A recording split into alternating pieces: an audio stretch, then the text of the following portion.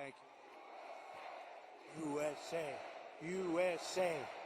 USA. We love our country. We love our country, don't we? It's amazing.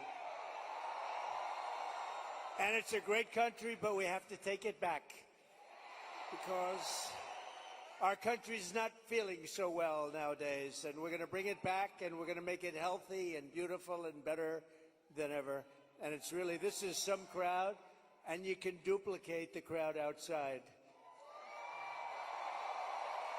So if anybody would like to give up your seat, that would be okay. No? Let's have a good time. Thank you very much, everybody.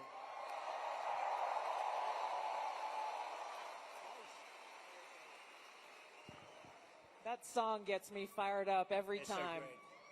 Lee Greenwood is so great. Great guy, too. Well, thank you, Mr. President. Thank you. This is a very special evening for us all to have a conversation about some of the real issues that are facing Americans across the country and that don't get talked about often enough. And I want to start with one that's very personal to me, hard to talk about sometimes. This is only the second time I've spoken about it publicly, but my husband and I were married almost 10 years ago. We wanted to start a family. We were very excited about it. Unfortunately, it was very difficult. We were not successful in trying to get pregnant. For us, IVF seemed to be the only option and the last resort. As you know, it's a pretty difficult process. It's very, very expensive. I was in Congress at the time, traveling. I would carry the medicine that I had to administer shots to myself sometimes in an airport bathroom. And ultimately, the most difficult part was every time going to the doctor for another transfer and hoping that it would result in a positive pregnancy test, and then being heartbroken over and over every time that test came back negative. Now, I know some of your opponents, your political opponents, are saying that you want to ban IVF. While it didn't work for us, it's worked for a lot of families. And I just know that there are women and couples in this crowd, or those who are watching here tonight, who may be going through this same struggle and are concerned about being able to have this option, either because they might not be able to afford it, or they're concerned that it just may not be available. And I'd love for you to talk to them about how they should feel. Well, thank you very much, Tulsi. And I didn't know about your situation. And it's tough stuff, right? Tough. Life is pretty tough. It can be beautiful, but it can be difficult. We are doing something with IVF, because IVF, as you know from friends and people you know, it's really worked out very well for a lot of people. It gave them a child when they would not have had a child. And I told my people I wanted to look at this a couple of weeks ago. And as you know, we have no taxes on a thing called tips, you know that. And I said, tell me, we did three things. We did that, and we did no tax for seniors on Social Security benefits. We want to have that. And I've been seeing a lot of IVF, and I kept hearing that I'm against it, and I'm actually very much for it. In fact, in Alabama, where a judge ruled against it, and I countered the judge and came out with a very strong statement for it. And the Alabama... You were very quick in your response to that. I was, but they were too. They were amazing. The legislature approved virtually my statement. I'm in full IVF, and it has really gone, it's terrific. And I said, so with the tips and with the Social Security, the no taxes on Social Security, I said, maybe for IVF, and I've been looking at it, and what we're going to do is for people that are using IVF, which is fertilization, the government is going to pay for it, or we're going to get or mandate your insurance company to pay for it, which is going to be great. We're going to do that. I can't tell you how life-changing that would be for so many families. because it costs a lot of money. A lot of people go into debt just for the hope of being able to start their own family. Well, it's big, and you know what? We want to produce babies in this country, right? We want to produce babies. So I think it's going to be something we sort of announced it a little bit. We were in a great place, Michigan. We all love Michigan, right? We're going to bring back the car industry, and we're going to get a lot of it back to Michigan. They've been taking our cars away. They've been taking our manufacturing away over years, over decades. And if you look at it today, it's a shell of what it was years ago, but we're going to bring it back. Mexico is right now building massive car factories, actually being financed and built by China, and they think they're going to sell their cars back into our country. It's not going to happen. That's not going to happen. Oh, listen to that. That is not going to happen. But so many things have gone wrong in the car industry. The union leadership has been horrible. I think I'm going to win by 85%, the union, but because we're bringing it back. And we're going to have electric cars, but we're going to have gasoline-powered cars, and we're going to have hybrids. We're going to have every kind of car. We're not going with just that. But I just felt that it would be a good place to announce it, and we did sort of the announcement there a little bit, and now we do the big announcement tonight in front of all of these television stations, all of the fake news, the fake, they're all over the place. They're all over the place. I don't know what's going on.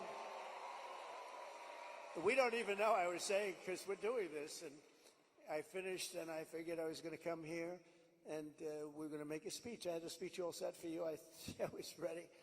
They said, sir, you're actually doing a town hall. I said, oh, nobody told me that. I said, who's doing it? They said, Tulsi. I said, well, that's at least good news. I've been a fan of hers for a long time, I have to tell you. So I didn't even know. I'm in the plane, and I'm looking over some material, and we're going to give you a hell of a speech tonight. We were set to give you one hell of a speech. They said, no, sir, it's a town hall. I said, why doesn't somebody tell me this stuff?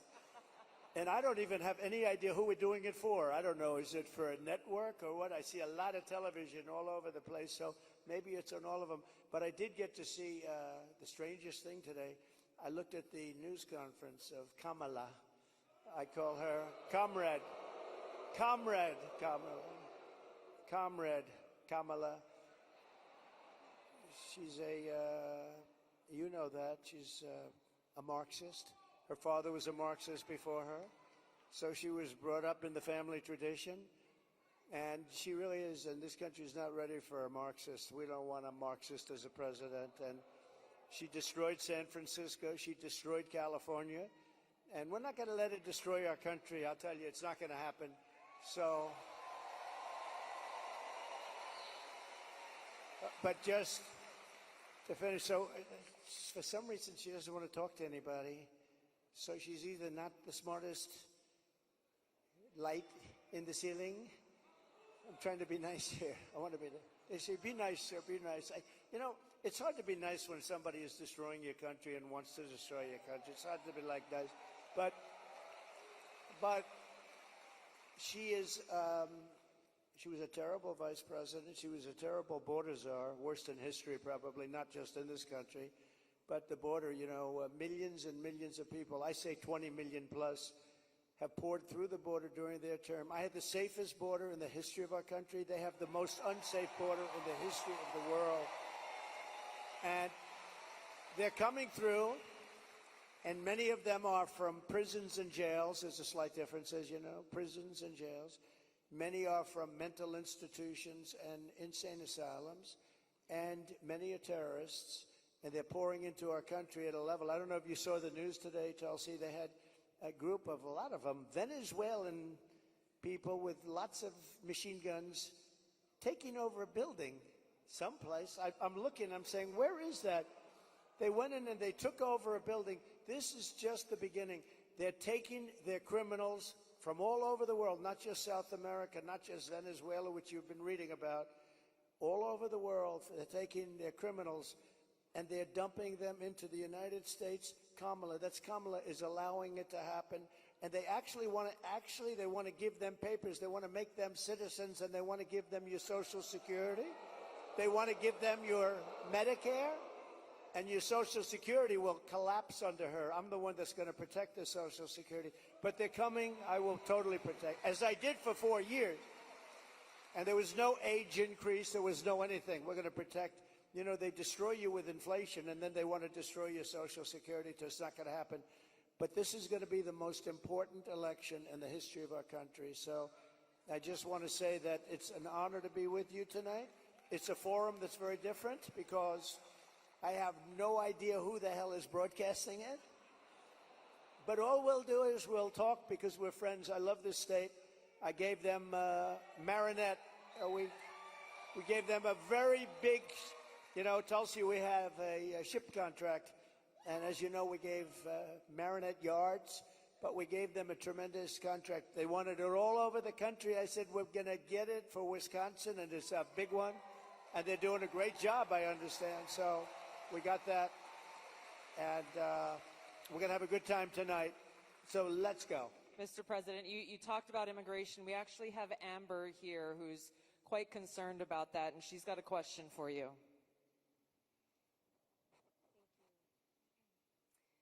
Mr. President, hello. My name is Amber, and I'm from Cameron, Wisconsin. I have 3 beautiful children, and I'm torn on who to support. My youngest daughter is here tonight.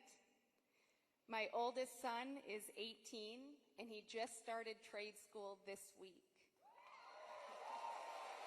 Very proud of him. My concern is that illegal immigration is threatening opportunities for my children. I worry that it's taking away jobs from Americans. I'm wondering, what will you do about that? All right, well, it's great. I think I'll stand up and, do you mind if I turn around? Thank you, Amber, very much. And you're right. I'll tell you, we have the people that I'm talking about. They're pouring in at levels never seen before. They're coming in by millions and millions, and a lot of them are taking the jobs for the black population, the Hispanic population, and unions are going to be very badly affected because, and I was talking to some of the union heads who I actually do get along with, but they're very concerned about it because the jobs that are, the people that are coming in are just taken, and it's going to start with the black population. African Americans are losing their jobs, and I don't know if you heard the latest statistic that of the jobs that these people created, which is very little, every single job was taken, about 107% was taken by illegal immigrants. There's been no job creation from them. The jobs were filled by illegal immigrants. With all of that being said, I want to give you a very positive answer. We're going to win this election. We're going to turn this country around. We're going to become an unbelievable growth country. And your boy is going to have the greatest job. And you want to have a lot of choice with jobs. You know, you want them to go up and they get up and they, it's hard to believe I have that the way I get treated. But I look forward to every day because we're going to make America great again. So I really do. I look forward to it. That's right. But we're going to create a lot of jobs. We're going to create. Does he want to stay here? Or does he want to go to a different state or anything? Yeah, someplace in the Midwest. But this is a good place to stay, right? Wisconsin. So we'll be creating tremendous jobs for our country, and we're also turning away. You know, we're going to be closing the border, really closing it. By the way, did you see? So Kamala was for defunding the police. She was for open borders. She was for everything that you're not against. I could go through 14 different. She's changed on every single one of them. In fact, I think we should see the man in the red hat and the beautiful woman in the red hat says, "Make America Great Again." Perhaps we should give Kamala a "Make America Great Again" hat, right? But the problem is, that's not her belief. Her belief is open borders. Her belief is getting rid of Social Security. Her belief is doing all of these plans like for health insurance, where you have one big government-run mess. And if you have private plans, a lot of the people in this room have private plans. They're incredible plans. They worked hard to get those plans, and that's what they want. But with her, she wants to have, it's really a communist type of government. And I just saw her, Tulsi, she was sitting behind a desk doing this interview, And I said, Dana Bash, you could make yourself big tonight. All you have to do is be fair. I haven't seen the questions, but they gave out a sample. In fact, she's going to be on later on tonight with a taped. It was a taped. We're doing it live. Why are we doing it live and she's doing it taped? But That's right. He's real. But she was sitting behind that desk, this massive desk, and she didn't look like a leader to me, I'll be honest. I don't see her negotiating with President Xi of China. I don't see her with Kim Jong-un like we did with Kim Jong-un. So we're going to have to see what happens. I'll tell you what, November 5th is going to be the most important day in the history of this country. Will be. Mr. President, there are a lot of people who want to feel hopeful about our future. I want to introduce you to Luke, who is one of those people. Hi. Hello, Mr. President. Good-looking guy. Thank you. My name is Luke Pulaski, and I'm a junior here at the University of Wisconsin-La Crosse. I'll be voting for the first time in November, and I'm researching each candidate. I have two questions for you. First, as I've been living on my own and buying my own gas and groceries, I have noticed that everything has become more expensive. For me personally, I try to eat healthy and stay lean. A pound of meat has gone from $4 to almost $7. I also would like to buy a home someday, but that seems just impossible now. What's your plan to make life more affordable and bring down inflation for someone like me? Very good. Thank you. Good. It's probably the question I get most. You know, they say you're going to vote with your stomach. I don't know if you've heard it, but it's a little bit true. And groceries, food has gone up at levels that nobody's ever seen before. We've never seen anything like it, 50, 60, 70%. You take a look at bacon and some of these products, and some people don't eat bacon anymore. And we are going to get the energy prices down. When we get energy down, you know, this was caused by their horrible energy wind. They want wind all over the place. But when it doesn't blow, we have a little problem. This was caused by energy. This was really caused by energy and also their unbelievable spending. They're spending us out of wealth, actually. They're taking our wealth away. But it was caused by energy. And what they've done is they started cutting way back. We were in third place. When I left, we were by far in first place, beating Russia, beating Saudi Arabia. And we were going to dominate to a level that we've never seen before. And then we had a bad election. I'll be very nice. I'm supposed to be nice when I talk about the election, because everybody's afraid to talk about, oh, please, sir, don't talk about the election, please. You know, if you can't talk about a bad election, you really don't have a democracy if you think about it, right?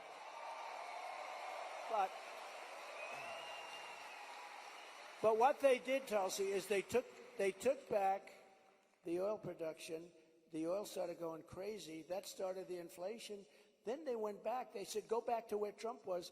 The problem is that we would have been 3 times that level right now. We would have been so dominant over Russia and Saudi Arabia. Look, Saudi Arabia, Russia, a lot of oil. We would have had more. You know, we had something in Alaska, Anwar, that I created. I mean, Ronald Reagan wanted it. You remember? Ronald Reagan wanted it. They all wanted it. And I got it approved. Nobody was able to get it approved. I got it approved. And the first week in office, they turned it back. They said, no, it's the biggest site possibly in the world. Could be bigger than Saudi Arabia. Well, we're going to start that up. We're going to become the energy capital of the world. We're going to pay down our debt, and we're going to reduce your taxes still further. And your groceries are going to come tumbling down, and your interest rates are going to be tumbling down. And then you're going to go out, you're going to buy a beautiful house, okay? You're going to buy a beautiful house. That's called the American dream. The American dream. Thank you. Mr. President, I want to ask you a question about national security, but first I think it's important to point out what Luke is talking about, the cost of groceries, the cost of gas, the cost of housing, mortgages, rent, everything has gone up.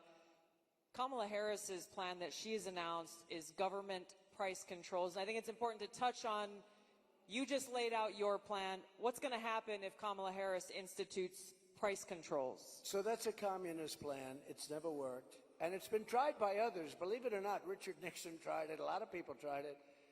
It's been tried many times, and it always leads to the same failure. Tremendous inflation, lack of product. You don't have anything. The stores are not stocked. It has never worked. It's called control. They want control. And, look, it's been so often. And everybody that comes in, they say it. It sort of sounds great. We're going to go price control.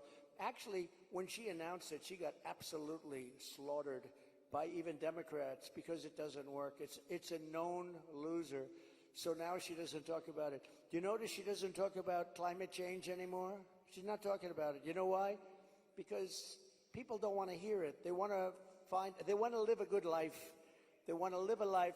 They don't want to stop your industry with climate change. They used to call it different things, global warming. Remember? That wasn't working because it was getting a little bit cooler. So they said, what are we going to do? We'll call it global cooling? No. So they came up with the words climate change because that takes care of everything. Climate change. The climate's changing, but according to them, we're all going to be gone in about, what do we have, 3 years left? They had 12 years, remember? So in about 3 years, let me tell you, we do have a problem, though. It's climate change, but a different kind of climate change. It's called nuclear global warming. We can say that's global warming. And if we don't have a smart president, you have 5 nations now with pretty massive nuclear power. Some have very massive, including us and Russia. China's behind, way behind, but within 4 or 5 years they'll catch up. And we don't want them to catch up. Look, the biggest problem, in my opinion, the biggest problem our country has, the biggest problem the world has, is nuclear weapons. They are a destructive force, the likes of which nobody has ever seen before, and we have to make sure they're never used. We have to make sure it's not going to happen. You're exactly right. You brought up Ronald Reagan already. Ronald Reagan famously said, a nuclear war can never be won and should never be fought. And I think it's interesting you talked about climate change, Mr. President. The Democrats and Kamala Harris, they were quick to talk about how climate change is an existential threat. But what they're not talking about is the existential threat of nuclear war and World War III, which is exactly where we sit today because of the warmongers and their puppets, Joe Biden and Kamala Harris. And they don't want to talk about it because the consequence of where they have taken all of us, as the American people and the world, is economic hardship around the world, a destruction of our economic well-being, and an annihilation of humanity, our families, our kids, our communities around the world. There was a recent poll that YouGov did that pointed out over 60% of Americans feel that World War III and nuclear war is going to happen within 5 to 10 years. And when I heard that, I felt so sad because they're at a point where they feel like this outcome, the annihilation of the world, is inevitable. So I wanted to ask you about this because it's important that people understand what kind of leadership you bring, what you will do to stop this slide towards nuclear war and World War III so that we can feel hopeful again. Well, thank you. So Viktor Orban, a very strong leader from Hungary, Prime Minister of Hungary, they asked him recently about what's the problem in the world. A few years ago, during my term, we didn't have Israel being attacked. We didn't have Russia attacking Ukraine. And they asked him, why is it so bad now? The Middle East is on fire. So many places are on fire, and there are plenty places that could very well and very quickly catch on. What's the problem? He said, you have to bring Trump back as president of the United States. You will have no problem. He single-handedly kept things, and it's true. And I could do it with telephone calls by being smart. But literally, he said, you have to bring Trump back. Now, he used a term I wouldn't use. He said everybody was afraid of Trump. You know who was afraid of Trump? They said China was afraid of Trump. Russia was afraid of Trump. They were all, and I don't want to say that. I will say this. They respected me and they respected our nation. They don't respect our nation anymore. They don't respect our nation anymore. Think of it. What would the world be like if Russia didn't do what they did, and they would have never done it? I used to speak to Putin about it. I had a very good relationship. No chance. You know what happened, I think, Afghanistan, when he saw the horrible leadership that we displayed in Afghanistan. I think he said, wow, this is a time to go in, because I wasn't there. He would have never done it if I was president, and Israel would have never been attacked. Think of it, what would this world be like? You wouldn't have had that disaster. And it wasn't leaving Afghanistan, and they should have kept Bagram. That's the big air base. It's 1 hour away from where China makes its nuclear weapons. They didn't keep it. You know who occupies it now, Tulsi? China occupies it. So we have, if you have the right president, and we don't right now, do we even have a president? He just came in, think of it. He just came in from wherever the hell he went. You know, there was a coup. He just doesn't know it yet. But there was a coup. How about that? He got 14, I'm not a fan of his. He was the worst president. But, You're not? but think of this. He got 14 million votes. She was the first one to leave, you know. Kamala was the first one to quit. She never made it to the first state in the primaries, which was Iowa. Never even came close. Other people did, but she never even came close. And all of a sudden, she was picked, and she's now running for president. And look, it just started, really. It just really started. The polls have us up here. We're up in states, but it's close. It's close. It's close, and you know they cheat like hell, so we don't want to have it too close. But we have to win this. We're not going to have a country. But with him, I was so far up. We had a thing called. How did he do in the debate? Did you think he did well? Not too good. No, they wanted to have a debate. I said, okay, it's a little bit early, isn't it? I was trying to talk them out. I said, well, it's a little early for a debate, right? And they said, well, I think we'd like to do it. And that was not a good debate for them. That was not a good debate. So that was the beginning of the end for him. And they started looking. But they picked a woman that had absolutely no votes. She got no votes. And now she's running. So when you say threat to democracy, they are a threat to democracy. I'm not a threat to democracy. I'm not a threat. Thank you. Mr. President, crime and the rise of crime is on the minds of a lot of people. I want to call on Danielle here, who has a question for you. Hi, Danielle.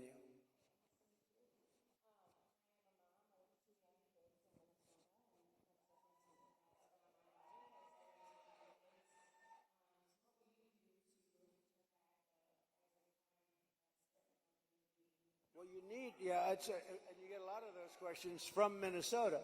But you get a lot of those questions because Minnesota, I mean, they picked this guy.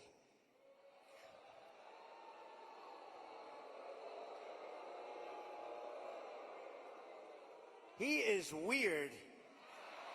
Right? He's weird. I'm not weird. He's weird.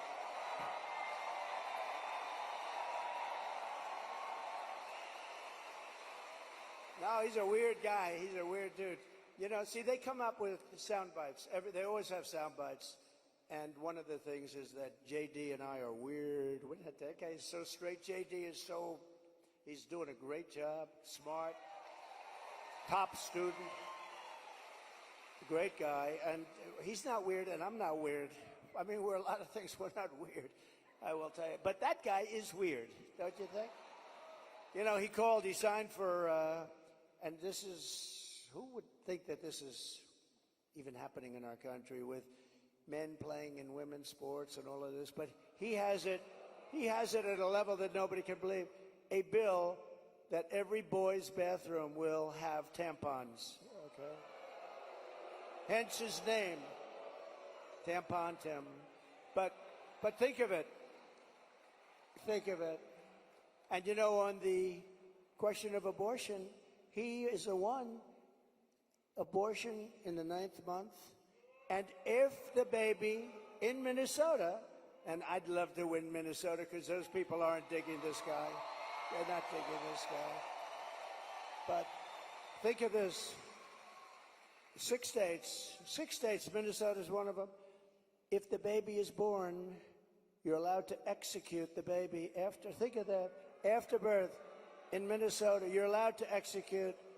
And you remember the former governor, not the current governor, who's terrific, Len Youngkin. We're going to win maybe Virginia. We could do that. But the former governor, and he said, you sit the mother down and the father down, you sit them down and you talk, and the baby is born and you make a decision what to do. He meant, do you execute the baby after birth? And according to what they have passed and legislation, in Minnesota, they're allowed to execute the baby after birth. And this guy is a participant. And that's why she picked him, because she is, in fact, a Marxist/communist. Remember, I'd say all the time, our country will never be socialist, right? We will not have a socialist. Well, I was right. We skipped socialism. We went to communism. This woman has to be stopped. Mr. President, we have time for one final question. I don't know if we can get a mic to Bernardo. He's got an important question, given very soon we will be honoring the anniversary of September 11th and all of the lives that were lost on that tragic day and that tragic attack where we were attacked by radical Islamist terrorists. And Bernardo wanted to share his thoughts and had a question for you on this. Thank you. Mr. President, my name is Bernardo. I'm a voter here in Wisconsin, live in the wonderful La Crosse County here, and I'm also a father of 8. I have 7 here with me.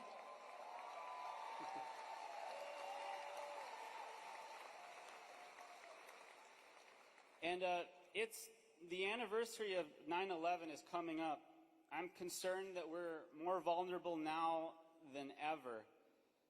And we have a Democrat nominee who doesn't even want to say the words, says we shouldn't say the words, radical Islamic terror. How are we going to protect America from a terrorist attack? First of all, it's a great question. And, you know, we have radical Islamists pouring into our country along with everybody else right now. They're coming in at levels that nobody's ever seen before. We kept them out. We had 1 year where Border Patrol put down, it was, I believe, 2019, where they, and I don't believe this, I don't believe it's right, but I'll take it. They said 0 came in 20, that was my term, 0. Now we have thousands. I'd like to say that was true. It's probably not, because I can't imagine that, but we were very tough on that. Now they have thousands and thousands coming in, along with the prisoners and along with the crime. And remember, a lot of these countries like Venezuela, their crime is way down because they've moved their criminals into our country. It's not even believable. But your question on Islamists and all of the jihad and all of the things that they talk about, they have to respect your country. They have to respect your leader. You know, I had no radical Islam crime for 4 years, and I didn't want to talk about it. I talked about it after, but I didn't want to talk about it during. I don't want to say, like, I had absolutely, and the next day you get hit.